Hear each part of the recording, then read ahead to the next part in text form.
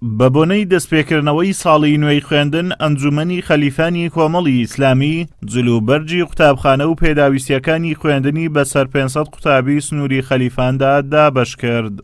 ئێمە وەکو ئەنجومەنی خەلیفانی کۆمەڵی ئیسلامی لە درێژەی کار و چاڵەکیەکانماندا بە هاوکاری خێرخوازە بەڕێز و دڵسۆزەکانەوە بە چاکمانزانی و پێویستمانزانی لەو قەیرانە داراییدا بە بەرچاوگرتنی قەیرانی دارایی پرۆژەیەکی پێشکەشی دەڤەرەکەمان کەین سنووری خەلیفان و دەوروبەری بریتی بوو لە بەخشین و ئامادەکردنی جلوبەرجی قوتابخانە و پێداویستەکانی تری قوتابخانە وەکو پەڕا و قەڵەم و پێداویستەکانی تر کە سپاس بۆخوا ئەوجارش خێرخوازان دەستکراوی خۆیان پیشاندا و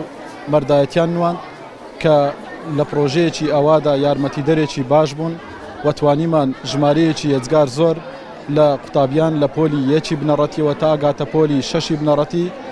پێداویستەکانی قوتابخانەیان بەسەردا دابەش بکەین هەم لە بێباوکان و هەم لە کەم دەرامەتان. بسم الله الرحمن الرحیم. من وەکو مامۆستایەکی ئاینی دەستخۆشی لە ئەنجومەنی کۆمەڵی ئیسلامی خەلیفان ئەەکەم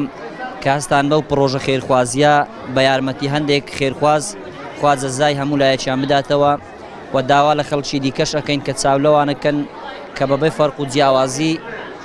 یارمەتی خەڵکی ئەدەن لەو قەیرانەی کە خەڵک لە قەیراندایە بەڕاستی جێگای دەستخۆشیە و خواخێری هەموو لایەکی بنووسی. قوتابیانیش لای خۆیانەوە سوپاسی ئەنجومەنی خەلیفانی کۆمەڵی ئیسلامی دەکەن کەوا لەم کاتەدا پێداویستیەکانی قوتابخانەیان بۆ دابینکردن.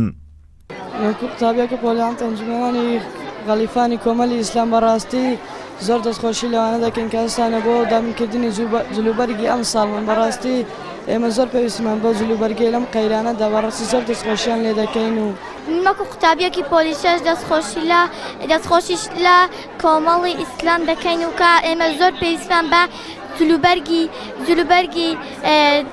قوتابخانە و دەفتەر و زلمان بووە ئێمە دەستخۆشی لە کۆمەڵی ئیسلامی خەلیفان دەکەین و بەڕاستی زۆر سوپاسیان دەکەین.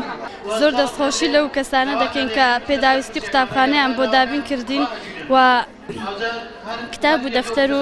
شتیان بۆ دابین کردن و ئەنجومەنی خەلیفانی کۆمەڵی ئیسلامی زۆر سوپاسیان دەکەین. ئەنجومەنی خەلیفانی کۆمەڵی ئیسلامی لە سەردەم بۆ نەویادەکان بە هاوکاری خێرخوازان پرۆژەی جۆراوجۆر ئەنجام دەدات و بە بۆنەی ساڵی نوێی خوێندنیش قرتاسیە و جلوبەرجی قوتابخانەی بۆ قوتابیەکانی سنوورەکە کردە دیاری.